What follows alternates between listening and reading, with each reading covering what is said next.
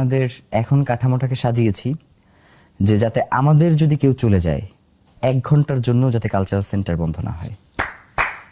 Beautiful. আমার এনটিআরসিতে ইংরেজি শিক্ষক হিসেবে জব হয়েছে, আমি চলে যাব এলাকায়। ভাই আমাকে ছেড়ে দিলেন যে আগামীকাল সকালে তুমি চলে যাও।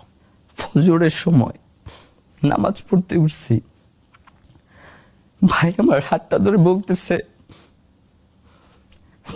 জাবের তুমি গেলে আমি খুব একা হয়ে যাব।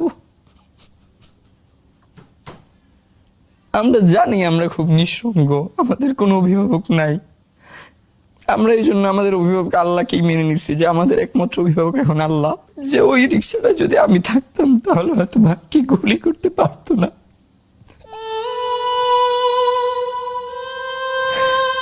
এই যে এত কিছুর কথা বলা হচ্ছে, প্লিজ ভাই আপনারা কেউ একবার বলেন শহীদ ওসমান হাদির হত্যার বিচারটা করবেন, আমরা কেউ রাজপথে গিয়ে দাঁড়াবো।